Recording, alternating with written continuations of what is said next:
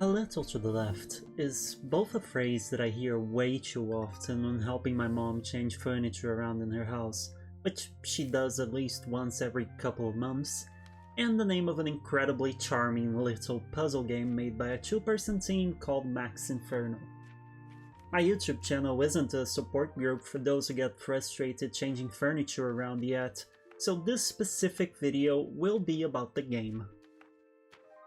I know I joked about the whole furniture thing, but honestly I'm pretty sure the precise scenario is where the developer got the name of the game from. You see, the game is all about organizing things, with the very first level being all about fixing a picture that needs to be tilted just a little to the left. I see what you did there, devs. Honestly, I love the name of the game. It fits. But what does it fit into exactly? What is the full package? Well, A Little to the Left is a puzzle game that consists mostly of organizing things. You have a level select screen that has over 75 quick levels that give you a variety of objects that you need to organize within whatever frame the level provides you with. If you get a bunch of books side by side, for example, you'll know that you'll probably need to shift the books around to organize them in a way that makes sense, be it by size, cover design, whatever. On another level, you're given stickers to apply to a calendar, or stamps to apply to letters. Whatever the case, the levels usually have a pattern, something to nudge you in the right direction, and it's up to you to find out what you have to do. But do take note of the fact that I said usually, because unfortunately, it's not always like this. See, while quite a few of the puzzles are very intuitive, some of them are not. The worst were the ones that just gave me an empty space and a bunch of objects.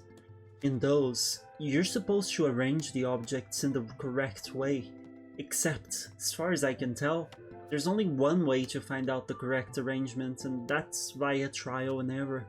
And I'm not the only one saying that. Quite a few of the reviews on Steam are in the same boat as me, which is the I sometimes find it hard to tell what goes where boat. The game does try to alleviate this by having kind of a snap effect to an object when you put it in the right place, along with a ding sound that plays. But for me, that was simply too inconsistent to rely on at times. Thankfully though, the game has a handy hint feature, which I used for all the levels I found unintuitive. Well, I say hint because that's the name in the game, but the truth is the hint is actually the entire answer of the puzzle, but it's displayed in a way that can be a hint. It's quite brilliant, really. Let me explain. The answer is basically written in a book, but scribbled over. You can get an eraser and erase all the scribbles, which reveal the puzzle's answer hidden beneath. However, if you only want a hint, you can choose to erase just parts of the scribbles, whichever part you want, and reveal just a bit of the answer.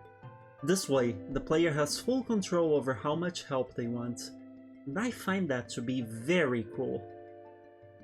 The game also has multiple solutions for some puzzles, which are shown via a star system. Basically, you complete a puzzle when you get a star. However, if you complete a puzzle and you see there are 2 or more stars to get, that means there is another solution to your level, and you can go back via the level select and try again. Just like with the puzzles, the solutions can also be unintuitive sometimes. However, in this case, not even the hint will help you, as the hint only shows you the answer to one of the solutions. The rest is on you. While I do enjoy the star system that easily shows you the number of solutions a puzzle has, the game doesn't actually explain the stars anywhere. It doesn't really explain much of anything at all, in fact. In a game as simple as this, in which you play by clicking and dragging your mouse, that's mostly okay, but this fact can generate some confusion in some areas, such as the stars. I've seen players, for example, who thought these stars were ratings, and that they were being too slow or doing something wrong in their organization.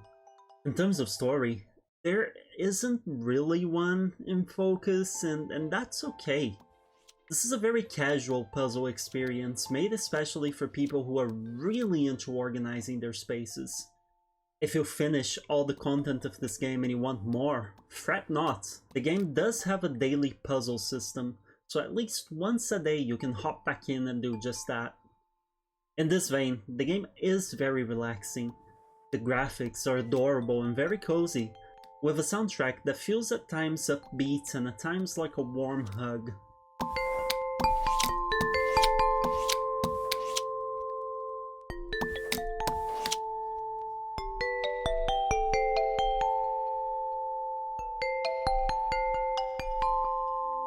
The game is very good at making you feel like your worries are melting away, if you don't get frustrated at some of the puzzles.